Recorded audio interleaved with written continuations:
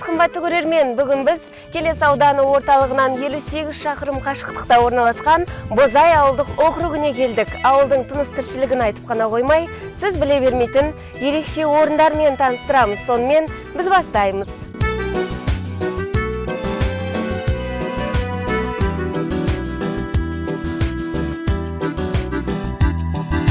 Ауылда өстім, шаңына ауна беркеле, оядан ұштым, қатайды қанат ертере. Асығып алда бақытым күтіп тұрғандай, армандар асқақ, қиялдар қилы жетеле. Қаланың мынау тамаша сайран сауығы, жолдарын жуған нөсерлі жылы жауыны. Бәрі де ғажап, сағынған кезде бірақта, аңсарым ауып, іздедім сені ауылым. Ауылым аңсадым, әппақ таңыңды, тұнық кешіңді, алма бағыңды өзіңе барып, қуып сағымды іздеймін бала, балғын шағымды. Достармен бірге саялап саябақта. Қасиетті сыр бойындағы құт қонған мекендердің бірі Бозай ауылдық округі. Құрамына Бозай, Тартоғай, Тентексай және Шолантөбе елді мекендері кіретін бұл өңір еңбек пен берекенің, бірлік пен ырыстың ордасына айналған ауылдардың бірі. Дархан даласы мен табиғаты үндескен Бозайға аяқ басқан жан ең алдымен кеңдікті, тазалықты және ауыл тіршілігінің шынайы тынысын сезінеді. Бұл мекеннің әр төбесі мен әр соқпағында еңбек адамдарының табы, маңдай терімен туған жерге деген шексіз сүйіспеншілігі жатыр.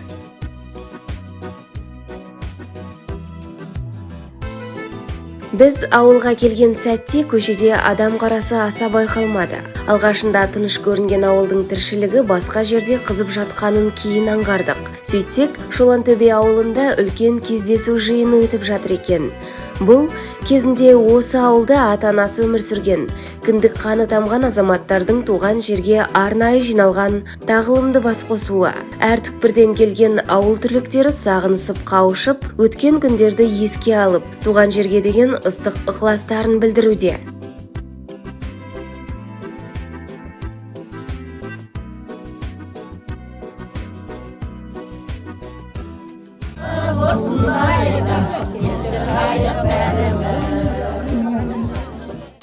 Осындай кездесулер елдің бірлігі мен ұрпақтар сабақтастығын жалғайтын маңызды рухани шара. Ақжаулықты аналар мен ақсақалдардың ақ батасы, қатар өскен достардың шынайы қуанышы, туған жерге деген сағыныш, бәрі де ауыл атмосферасына ерекше жылылық сыйлап тұр. Бір кездері осы топырақта асыр салып ойнаған азаматтар бүгінде әр салада еңбек етіп жүрсе де, туған жерден алыстамағандарын осы жиын тағы бір дәлелдегендей.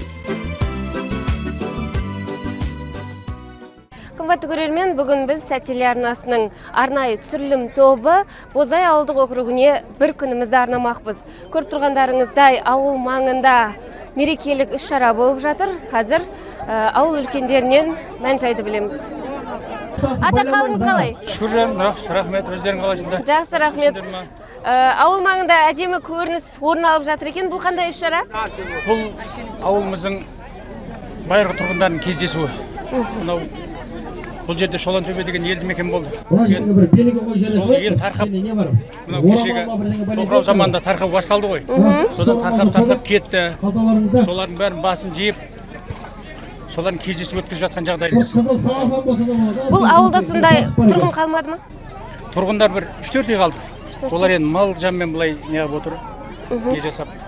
Одан кейін бұл жерге әжептәуір үй болды. 15 үй болған кезінде. Жаңа бағана да айтып өттім, барлығы батыр аналар еді. Кезіндегі батыр аналар деген союзда білесіңдер ғой. Оннан кейін бала тумаған үйде. Солардың бәрін балдары, осы жерде мектебіміз болды, бастауыш мектеп. Сол жерде мектепте балдар оқып жатты. сол мектепте 30 жыл еңбек еттім. Бастауыш сынып. Бірден 4-ке дейін, бірден 3-ке дейін болды сол жағдайларда.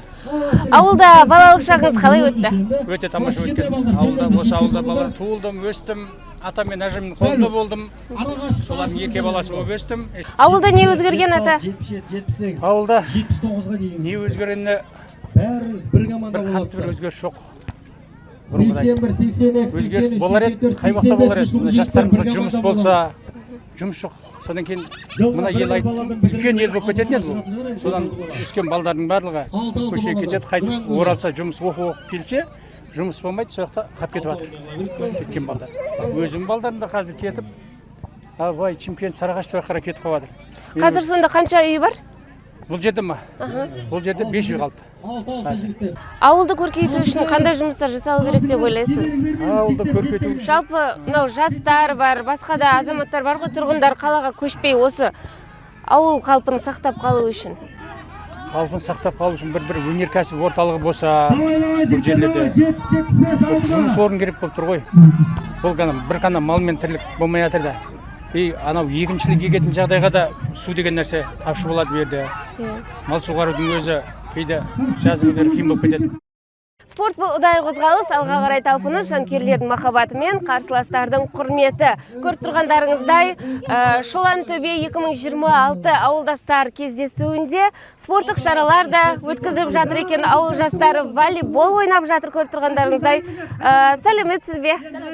Қалыңыз қалай? Жақсы. Жүріңіз камера мұнда. Қай жерден келдіңіз? Бозай ауылының тұрғынысыз, е? Нешінші сыныпта оқисыз? 7-ші сыныпта. Кіммен келдіңіз? Өзім Ата-анаңыз осы жерде бұрын тұрған ба сонда? Иә, бұрын тұрған. Өзіңіз ол кезде келгенсіз ба бұл жаққа? Жоқ. Келмегенсіз. Ауыл жастарының арманы қандай? Қалаға көшкіңіз келе ме? Мен өзім ауылда тұрған жөн көрем. Не үшін? Себебі ауылда өте жақсы, керемет. Қалада әртүрлі кептелістер, ми ашу болады. Ал бұнда барлығы жақсы. Жусан Қала деп сіз қай жерлерді айта аласыз? Үлкен барған қалаңыз қайсысы? Ол Түркістан облысы. Түркістан қаласына барғансыз? Несімен ұнады? Онда әртүрлі ескі дүниелер, бұрынғы тарихтың естелігі. Тарихтың естелігі бар. Ал Бозай несімен ерекшеленеді? Бозай керемет жер. Онда әртүрлі адамдар, жақсы адамдар кездестіруге болады.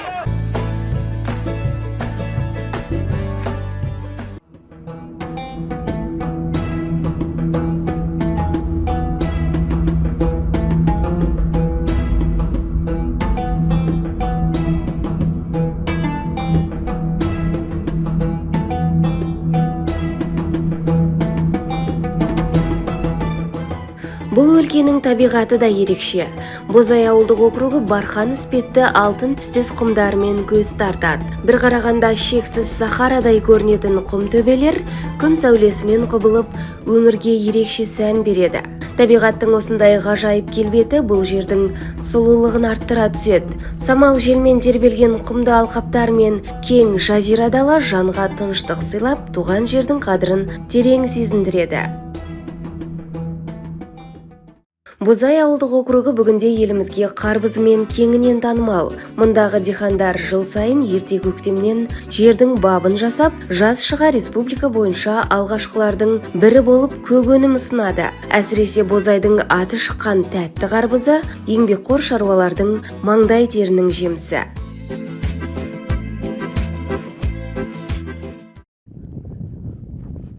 Көктем келісімен ауылда тіршілік жанданып, еңбек адамдарының жұмысы қызу үстінде. Атап айтқанда, егін алқаптарында қарбыз және картоп егіліп жатыр. Ендеше егін шаруашылығын дамытуды мақсат еткен, сондай-ақ еңбегінің нәтижесін көруді. Қазақстан халқын қарбызбен қамтуды мақсат еткен егіншілермен тілдесіп көрейік. Сейілханаға өзіңізді көргеніме өте қуаныштымын. Әдеттегідей, былтыр да сіздер түсіріп кеткен едік. Әдеттегідей сіздер жаққа келіп қалдық. Шаруашылық туралы айтып өтсеңіз. Рахмет. Мен өзі Сарыағаш ауданы Құркелес елді мекені Берек ауылында тұрам. Сол жақтан келіп осы Тартоғай елінде диханшылық істейміз. Өткен жылы дарбыз өте жақсы болған, жақсы өнім берді. И алғашқылардың бірі болып саттық. 180 теңгеден сатқанбыз, өнімді де мол берген. Биыл мынау картоппенен дарбыз еккенбіз. Мынау ағын суды үнемдеу мақсатында мына картоптардың өзін көріп отырсыздар. Тамшылатып суғарып, осы тамшылатып суғаруды қолға алғанбыз. Картопты 15-ші ақпанда егілген, 15-16 ақпанда егілген. Ал дарбыз 15 марттан бастап егілді. Біз бұның бәрін Қазақстаннан бөлек Ресей мемлекеттеріне де жіберіп отырамыз. Экспорт бар, иә? Экспорттап отырамыз, иә. Құда қаласа картоп ертең осы майдың 10-дарына дайын болады деп отырмыз. Дарбызды сол майдың 25-теріне дайын қыламыз, құда қаласа. Картоп өнімінен жылына неше рет өнім аласыздар? Жылына осы бір рет өнім аламыз, бірақ өнімді жақсы береді. Бұл жер өзі тың жерлер. Қанша гектар? Так, 8 гектар картошка и 10 гектар дарбыз егілген бұл жерде. Қарап отырсам, мұнда жұмысшылар да жүр. Қанша адамды жұмыспен қамтығансыздар? 50-60 адам жұмыспен. Неліктен басқа саланы көрмедіңіз? Енді бұның өзінің бір несі бар ғой, жаңағы. Диқаншылықтың да өзінің бір сырлары болады, өзінің бір қырлары болады. Біз осыған үйренгенбіз, осының нанын жеп қалғанбыз. Әрбір дүниенің өзінің саланың дейміз ұстазы болады. Кімнен үйрендіңіз? Біз бала кезімізден өзіміз осы диқаншылық істейміз. 91 жылдан бері дарбыз егеміз. Картопты осы 2-3 жыл болды бастағанымызға. Қарбыздың қыр-сырын біліп қалған шығарсыздар онда? Толық меңгеріп атырық десек те қателеспейміз. Кеңейту, кәсіпті кеңейту жоспарда бар ма? Бар, құда қаласа келесі жылдары 2 есеге арттыру бар. Мысалы, биыл қазір мына жерде бір 18-20 гектардай болса, келесі жылы 40-50 гектар ашу мақсат қойғанбыз. Дәл осы жерде қанша кәсіпкердің егін алқабы бар? Шамамен. Бұл жерде 3 адам ғой. 3 кәсіпкердің. Өзіңізде сол мықты диқандардың бірі деп естіп жатырмыз. Қарбыз, картоптан басқа тағы қандай? Сәбіз еккенбіздің биыл көреміз сәбізді де. Қалай болады екен, егерде сәбіз мықты болатын болса, жерге жаңа көтеретін болса, келесі жыл сәбізді көбейтеміз. Жақсы. Диқаныңызға береке тілеймін. Рахмет, жақсы. Рахмет сұхбатыңызға.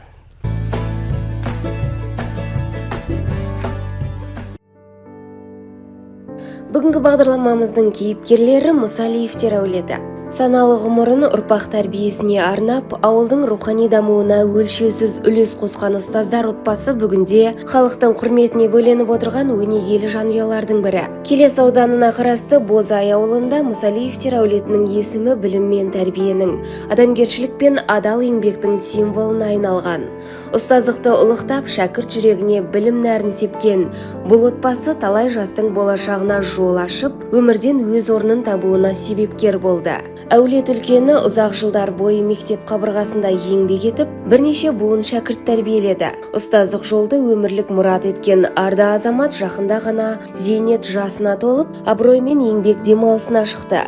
Бұл тек бір адамның емес, тұтас ауылдың қуанышы десек артық емес. Себебі саналы ғұмырын ел болашағына арнаған жанның еңбегі әрдайым құрметке лайық.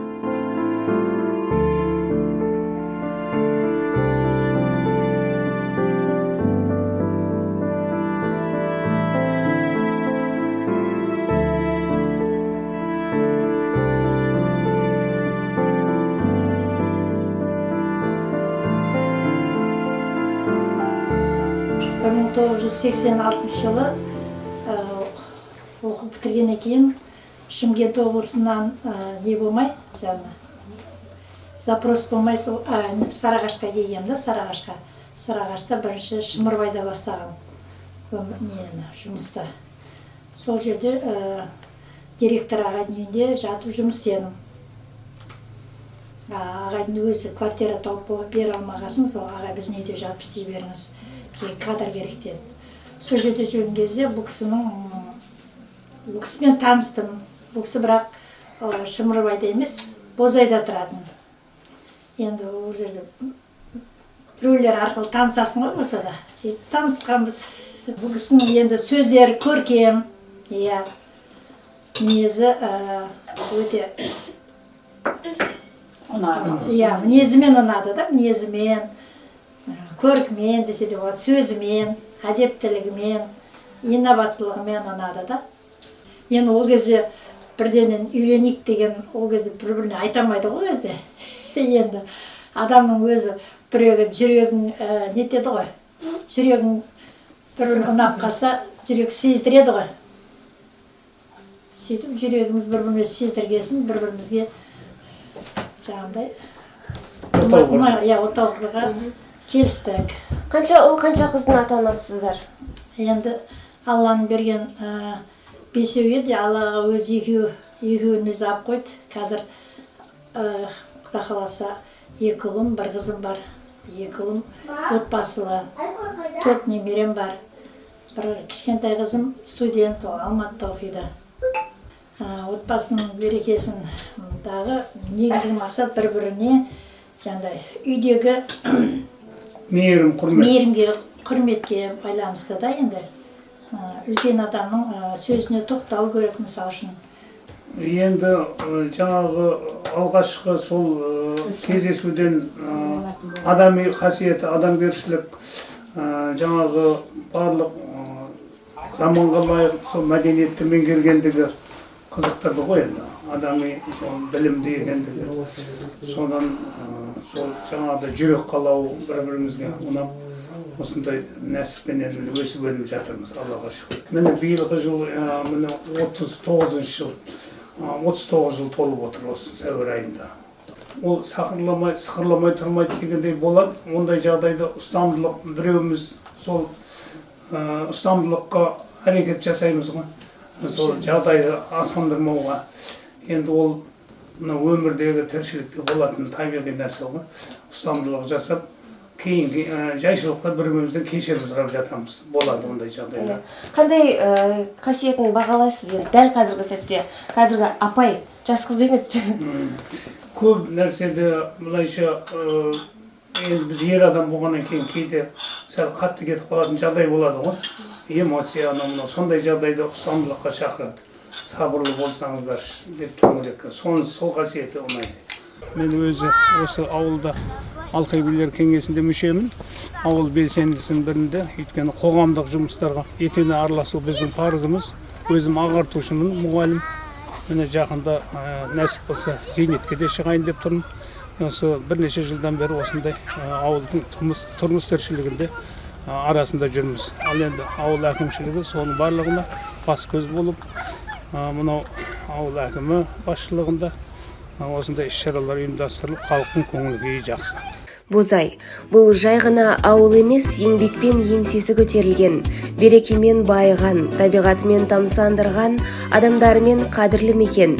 Мұнда сайын даламен самал жел ғана емес, туған жерге деген махаббаттың лебі есіп тұрғандай. Осындай қасиетті топырақта туған әр азаматтың жүрегінде Бозайға деген ерекше сағыныш пен мақтаныш бар. Себебі туған жердің қадірі, оның кең даласында емес, сол жерде өмір сүріп жатқан адамдардың пейілі мен бірлігінде. Бозайдың бүгінгі келбеті еңбек пен татулықтың жемісі, ал ертеңі білімді жастар мен берекелі бірліктің қолында. Біз де қасиетті мекеннен ерекше әсер алып, дархан елдің ақжарма тілегін жүрекке түйіп қайттық. Бір дәуірдің мөлдіреген аспан едік, бәрімізде өмір жолын бастап едік. Армандастар қайда, абзал достар қайда, замандастар қарлығаштар қайда екен. Қымбатты көрермен, осымен Бозай ауылдық округіне сапарымыз аяқталды. Келесі кездескенше аман болыңыздар.